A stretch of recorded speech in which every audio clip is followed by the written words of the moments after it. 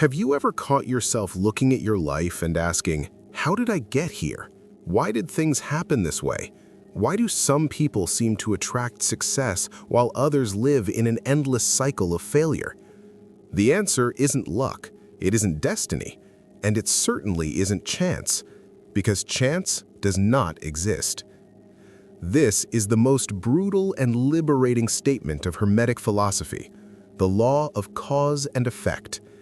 The sixth principle of the Kabbalion declares that every cause has its effect, every effect has its cause. Everything happens according to law. Chance is but a name for law not recognized. There are many planes of causation, but nothing escapes the law. What does that mean? It means that every circumstance of your life, every victory, every defeat, every relationship, every missed opportunity is the direct result of prior causes you set in motion. Consciously or unconsciously, you are the architect of your reality. The Hermetic masters understood something most people spend their entire lives denying. You are not a victim of the universe. You are not a boat drifting on the ocean of chance. You are the primary cause of the effects you experience. And when you understand this deeply, you stop being thrown around by life and you become the player. Throughout this video, we will dismantle the illusion of chance, dive into the hidden mechanics of causality, and reveal the exact method for you to become the dominant cause in your existence. Prepare yourself, because this is not a lesson about comfort. It is a lesson about absolute responsibility. The law of cause and effect, the denial of chance. Nothing happens by chance. Chance is merely the name we give to causes we cannot identify. The Kabbalion is direct. There is no coincidence. There is no luck. There is no bad luck.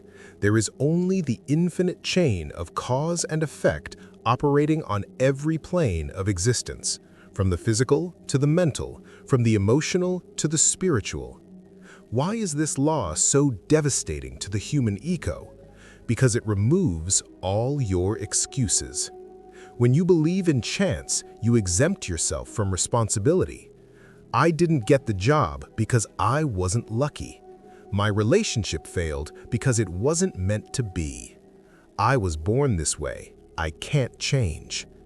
All of these phrases are comforting lies. They are ways to avoid the brutal truth. You are where you are because your past actions, your habitual thoughts, and your daily choices created the exact conditions for it. Marcus Aurelius, the Stoic emperor, wrote in the Meditations, "Our thoughts shape our life, for we become what we think about most often." The Stoics understood causality deeply.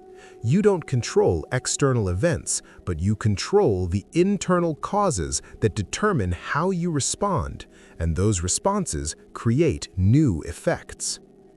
Alexander Hamilton, one of the founding fathers of the United States, was born illegitimate on a poor Caribbean island, abandoned by his father, orphaned at 13. By all probabilities, he should have died in obscurity. But Hamilton refused to be a passive effect of his circumstances. He studied obsessively, wrote with eloquence, drew the attention of patrons who funded his education in New York. Each action was a deliberate cause. Each cause generated new effects, connections, opportunities, influence. At 33, he was Secretary of the Treasury, architecting the financial system of an entire nation. It wasn't luck, it was conscious causality. Look at your life today.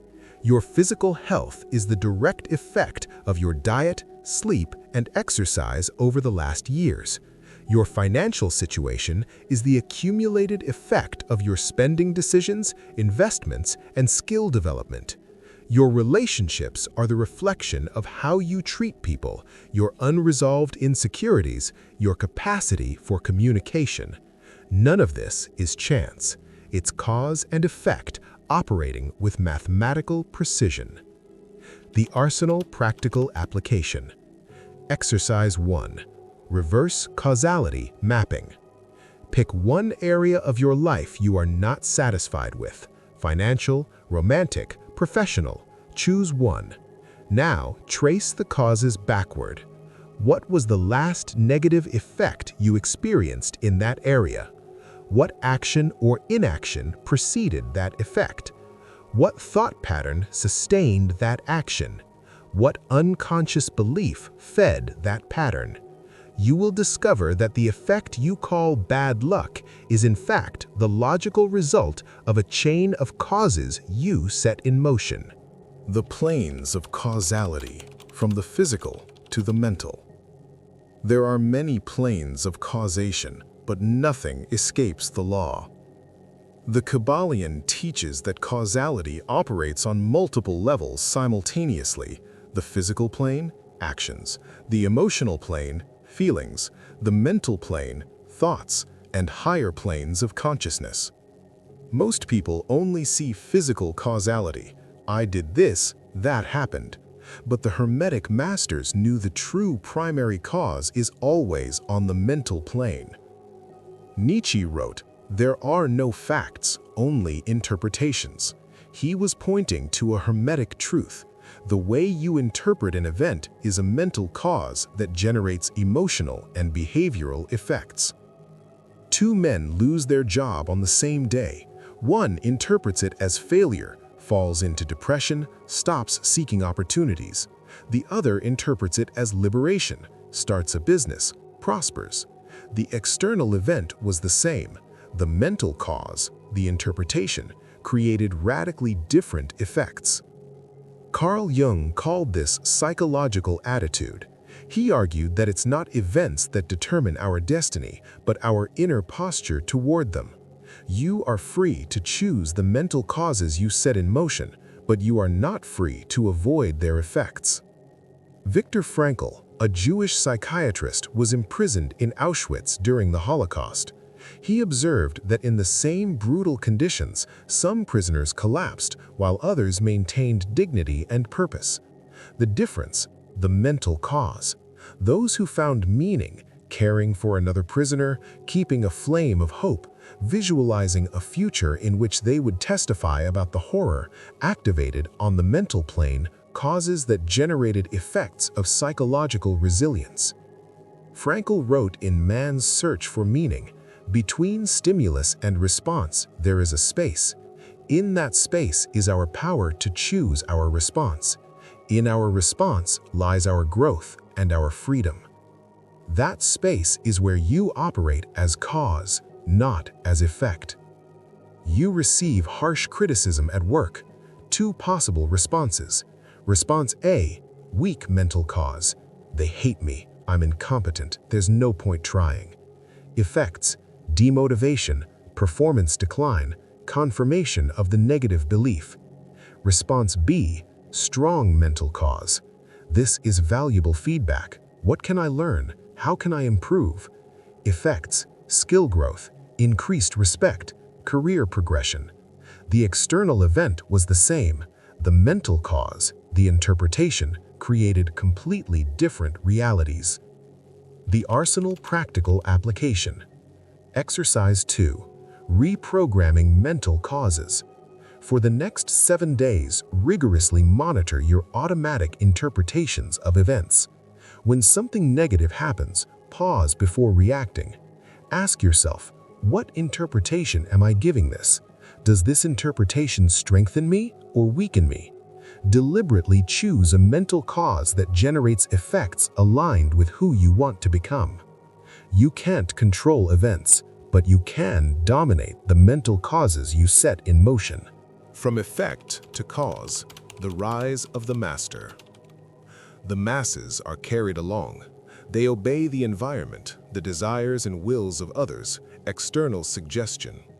The masters, rising to the plane above, dominate moods, emotions, impulses, and circumstances, becoming causers instead of effects. Here is the promise of Hermeticism.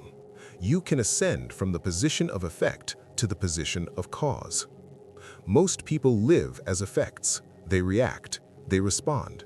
They are pushed by circumstances, manipulated by emotions, controlled by impulses. The master operates differently.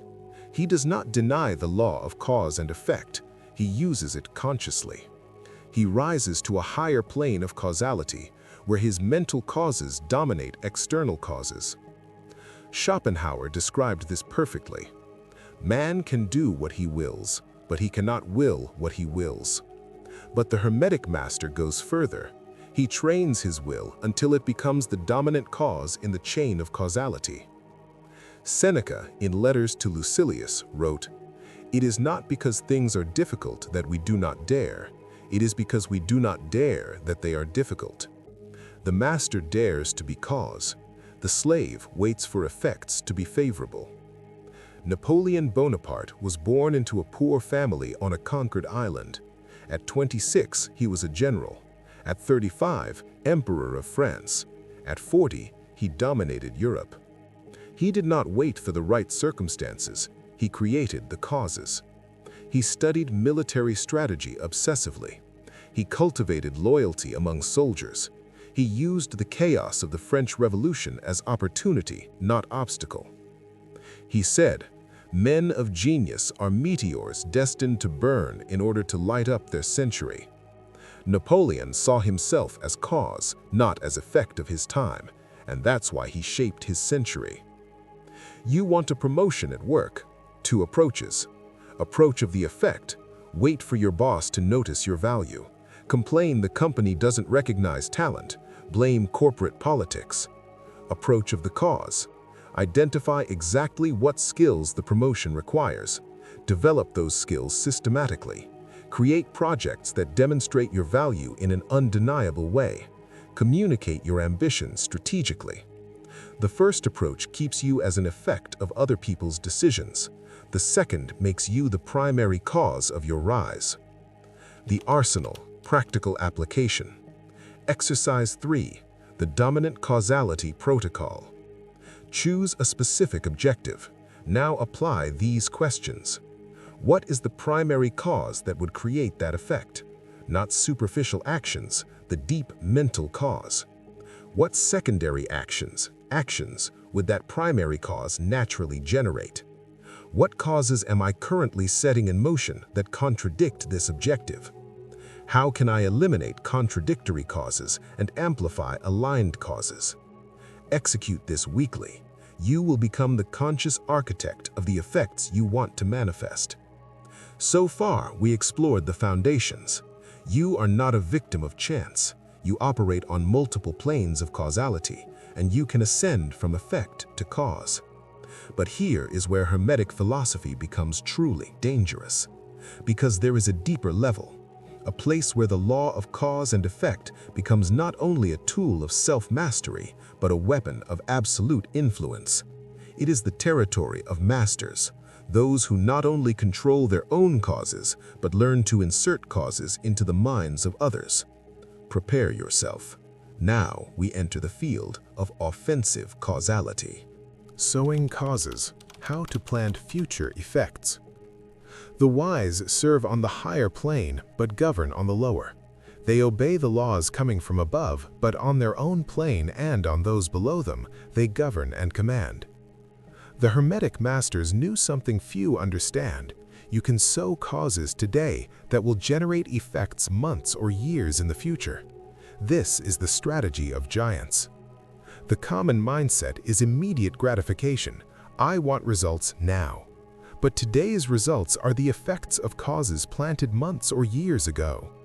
Warren Buffett said, "Someone is sitting in the shade today because someone planted a tree a long time ago." That is long-term causality. You plant the seed, the cause, you water consistently, the secondary causes, and eventually you harvest shade, the effect.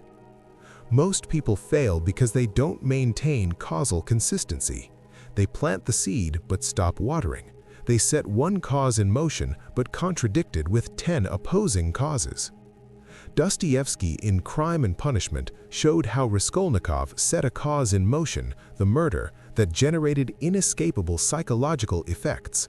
He thought he could kill without consequence, not realizing that the mental cause, guilt, fear, would generate devastating effects in his psyche. Benjamin Franklin, at 20, created a systematic method for developing virtues. He listed 13 virtues: temperance, silence, order, resolution, frugality, industry, sincerity, justice, moderation, cleanliness, tranquility, chastity, humility, and devoted an entire week to each, cycling continuously. That practice, a mental cause planted daily, generated extraordinary effects. He became an inventor, diplomat, writer, founder of institutions, literally shaping the formation of the United States.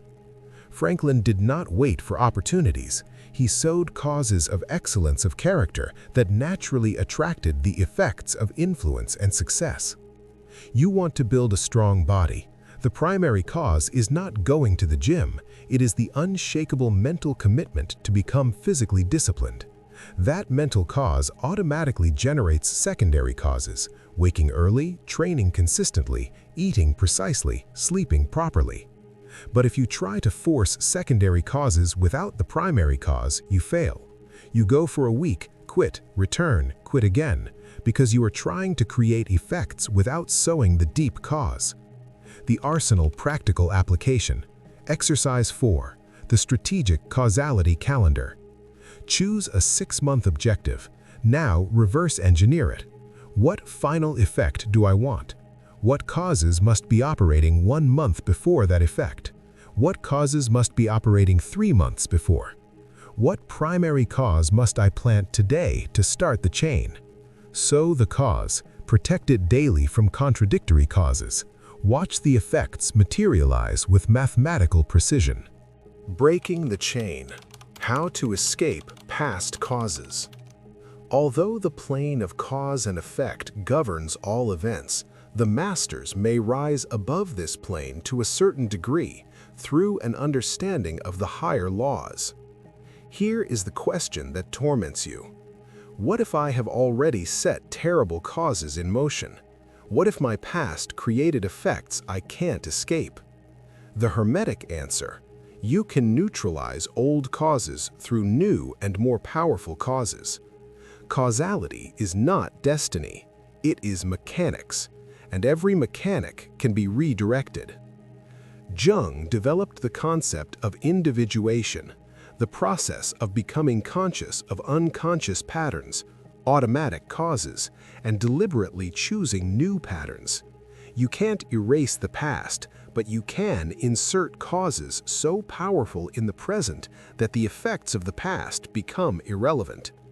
Malcolm X, in prison for drug-related crimes, could have become just another effect of the carceral system, a man destroyed by the causes of racism, poverty, and violence.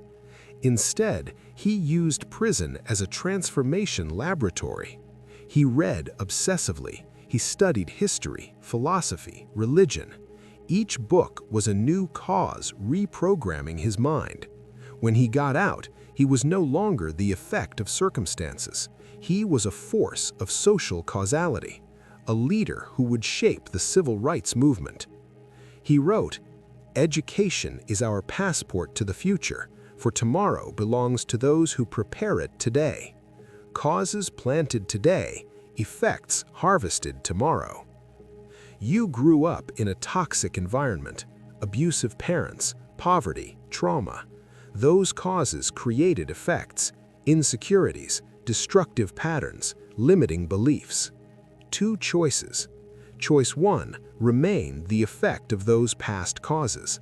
I am this way because my childhood was this way. True, but that truth imprisons you. Choice 2, recognize past causes, but insert present causes so intense they redirect the chain. Therapy, education, mentorship, brutal discipline. Each is a new cause competing with old causes. The effects of old causes shrink as the effects of new causes amplify. The Arsenal Practical Application. Exercise 5. The Causal Reprogramming Protocol. Identify the old cause. What pattern from your past still generates negative effects today? Identify the new cause. What practice, if executed daily for 90 days, would generate the opposite effect? Intensity commitment. The new cause must be strong enough to overcome the inertia of the old cause.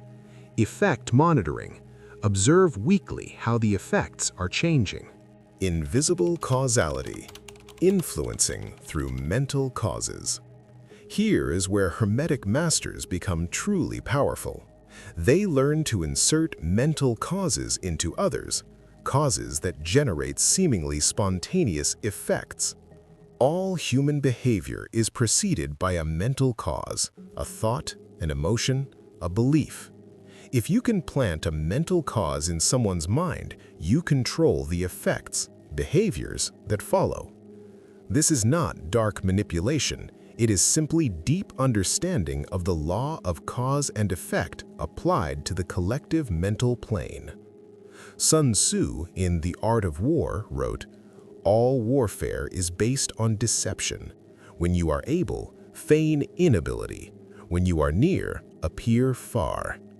He was inserting mental causes, false perceptions, into enemies that would generate behavioral effects, wrong tactical decisions. Otto von Bismarck, Chancellor of Prussia, orchestrated the unification of Germany through meticulous political causality. He did not conquer by brute force, he manipulated causes, provoked France to declare war, inserting diplomatic causes, ensured Austria remained neutral, inserting strategic causes, and unified the German states under Prussia, nationalist causes. Each move was a calculated cause that generated exactly the desired effect. Bismarck said, "Politics is the art of the possible, but what is possible is determined by whoever controls the causes." You want your romantic partner to be more interested in you. Common and ineffective approach. Beg for attention, create drama, demand. Causal approach. You understand their interest is an effect. What cause would generate that effect? Scarcity, visible self-development, mystery. You stop being always available, cause scarcity. You start investing heavily in your own goals, cause increased value. You reduce unnecessary communication, cause mystery. The effects emerge naturally: renewed curiosity, increased initiative, emotional investment. You didn't force it, you simply inserted the correct causes. The Arsenal Practical Application. Exercise 6. The Relational Causality Game. Choose a person you want to influence, professional, romantic, social. Identify the desired effect. What behavior do you want this person to demonstrate? Trace the mental cause. What thought or emotion would precede that behavior? Insert the cause. What actions can you take that would naturally plant that thought or emotion in them? Observe without anxiety. The effects will come. Don't rush. Causality operates in its own time. You do not control people, but you can insert causes that make certain effects inevitable. We have reached the end of this journey through the law of cause and effect, and you now carry knowledge most people will never accept. Because to accept this law is to accept total responsibility for your existence. There are no more excuses, no more "I wasn't lucky," no more "circumstances were against me." You are the sum of the causes you set in motion, consciously or unconsciously. Your health, your finances, your relationships, your mental state, everything is the effect of causes you created or allowed. And if you don't like the effects, the solution is brutal and simple. Change the causes. The Kabbalion ends with a dark reminder. Those who understand the law are protected against being dragged along by the waves of lower causation, but those who remain ignorant are swept by the tide, believing themselves free, when in reality They are merely slaves to laws they do not see. You now see the law. The question is, will you have the courage to operate as cause, or will you settle for remaining as effect? The universe does not care about your choice, but your choice will determine everything. Nothing happens by chance. Everything you are, everything you have, everything you live is the exact result of specific causes. Choose your causes wisely, because you will not escape your effects.